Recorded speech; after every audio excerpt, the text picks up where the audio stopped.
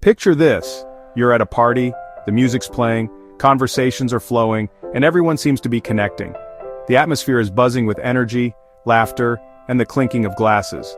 It's a typical social gathering, filled with the promise of new friendships and interesting encounters. But in the corner, almost hidden from view, stands Alex. He's observing the scene, but not participating. Alex is brilliant, a genius by every measure. His mind is a steel trap, capable of retaining and processing vast amounts of information. He's the kind of person who excels in academics and can grasp complex concepts with ease. He can recite facts with astonishing accuracy, quoting obscure historical events or explaining intricate scientific theories. He can solve problems that leave others scratching their heads, approaching challenges with a logical and analytical mindset. And he can impress with his intellect, often dominating conversations with his extensive knowledge and articulate explanations. People are initially drawn to his intelligence, intrigued by his unique perspective. But as the night goes on, something shifts. The initial fascination begins to wane. People drift away, seeking more engaging and reciprocal interactions. His date looks bored, struggling to find common ground or a genuine connection. Friends roll their eyes, tired of being lectured or corrected. And Alex is left alone, once again relegated to the sidelines. He's left with his encyclopedic knowledge, a vast reservoir of information that seems to be pushing people away rather than drawing them closer. What happened? Where did he go wrong? Alex didn't read the room. He missed the subtle cues and unspoken signals that govern social interactions. He corrected his date instead of listening to her perspective and validating her feelings.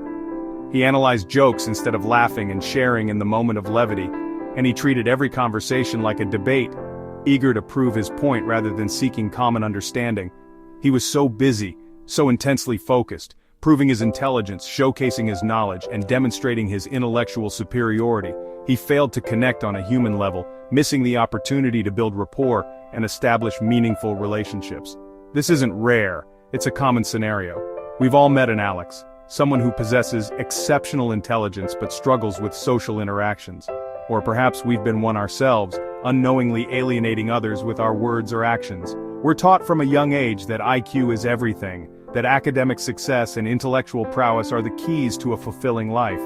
But life isn't a test with clear-cut answers and predetermined outcomes. It's a series of complex and nuanced, messy, emotional interactions that require empathy, understanding, and a willingness to connect with others on a deeper level.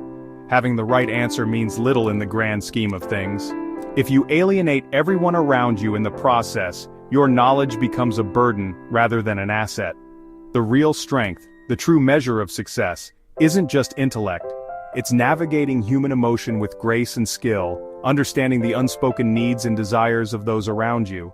Alex's high IQ opened doors for him, providing opportunities that might have been inaccessible to others. But his low EQ, his lack of emotional intelligence, slammed those doors shut, preventing him from truly thriving. He can solve complex puzzles and unravel intricate algorithms, but he struggles to resolve interpersonal conflicts. He can build computers and design sophisticated software, but he can't build lasting relationships. The most critical skill, the one that truly sets individuals apart, for modern success in both personal and professional spheres, isn't something you can learn from a textbook or memorize for an exam. It's emotional intelligence, the ability to understand and manage your own emotions, and to recognize and respond to the emotions of others. Emotional intelligence, or EQ, is street smarts for your feelings. It's not about being overly sensitive, it's about being smart with emotions. EQ is understanding and managing your own feelings, and recognizing those of others. It's what separates leaders from lone wolves. EQ has 4 pillars: self-awareness, self-management, empathy, and social skills. Self-awareness is recognizing your emotions as they happen. Self-management is controlling your responses and adapting. Empathy is reading others' emotions, even unspoken ones. Social skills are using all this to build strong relationships and resolve conflicts. EQ isn't complicated. It's the art of connection.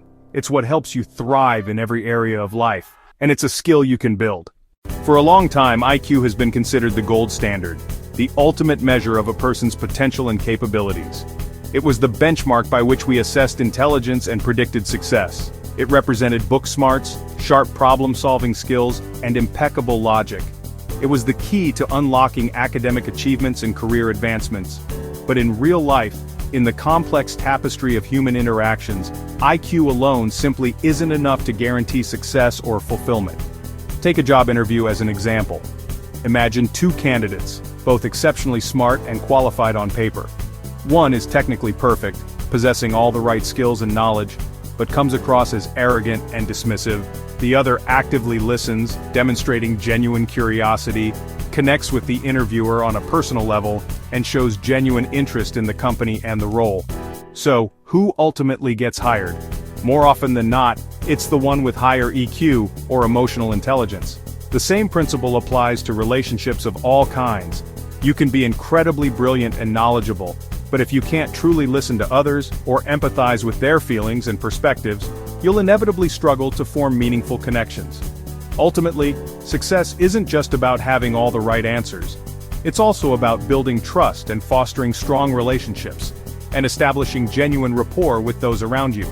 A high IQ might get you in the door, opening up opportunities, but a high EQ is what helps you truly thrive and excel in the long run.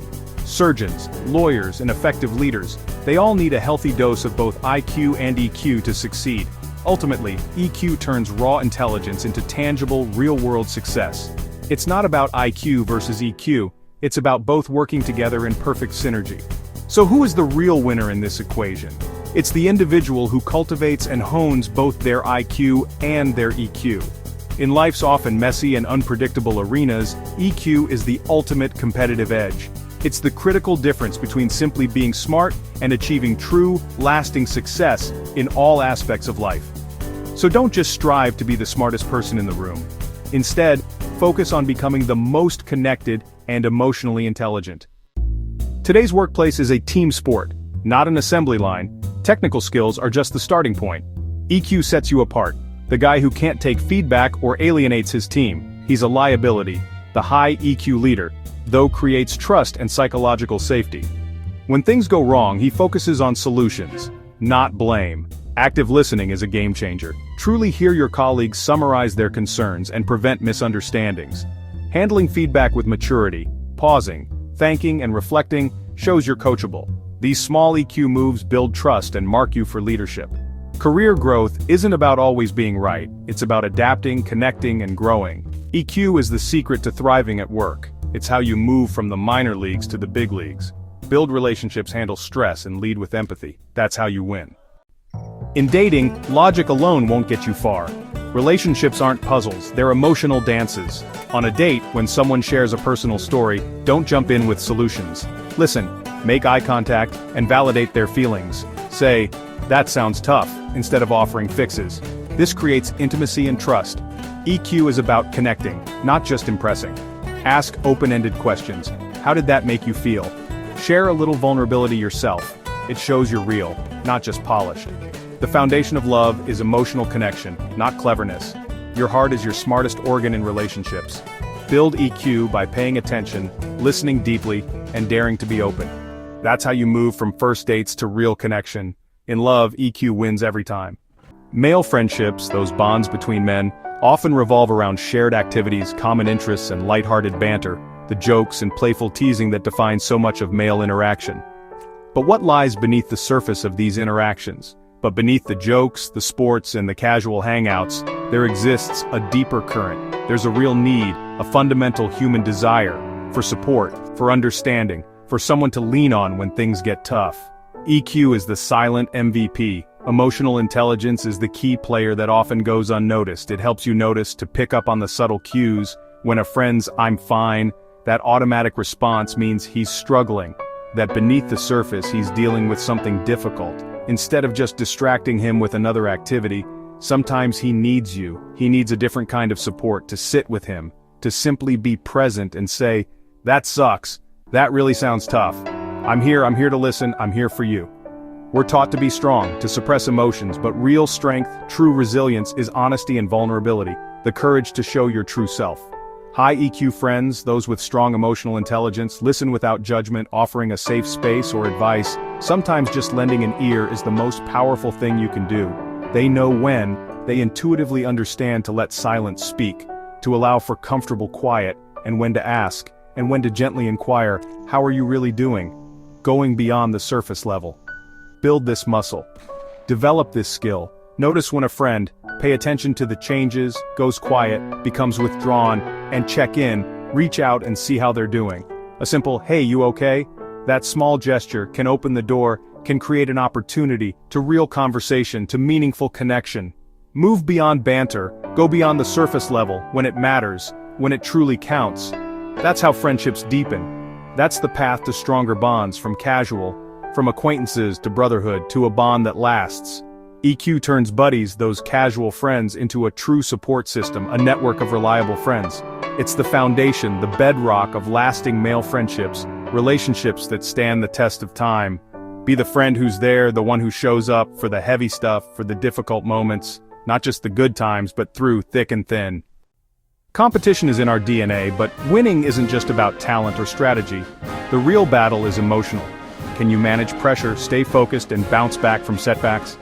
The clutch player isn't just skilled, he's mastered his emotions. High EQ athletes motivate teammates, rally after mistakes, and keep the team united. The best captains sense when someone's struggling and offer support. Even in defeat, EQ shows handling loss with grace, learning, and moving forward. Emotional control is mental strength. EQ keeps one loss from becoming a crisis. In sports, as in life, EQ is the difference between choking and thriving. It's what makes champions on and off the field. Master your emotions and you master the game. Building EQ is like building muscle. It takes practice. Start with emotional check-ins. Pause a few times a day and name what you're feeling. Get specific. Don't just say good or bad. Labeling emotions gives you control. Next, practice empathetic listening. In conversations, focus on understanding, not responding. Use phrases like, "It sounds like you felt," to show you're listening. This deepens connections instantly. Try the productive pause. When emotions run high, take a deep breath before reacting. That split second can turn a fight into a calm conversation. These small habits, done daily, build emotional strength. No fancy tools needed, just intention and repetition. EQ is a skill you can train starting now. Strong mind, strong life. In every part of life, EQ is the foundation of real strength and success. The old playbook, suppress feelings, value logic above all, doesn't work anymore. It leaves men disconnected and stressed. The new model? Emotional courage. Start with daily EQ workouts, check-ins, listening, and productive pauses. Seek out books, podcasts, or mentors to grow. This isn't weakness, it's strength, but don't do it alone. Change the culture with your friends. Celebrate vulnerability, check in on each other, and set a new standard. Teach EQ to your sons.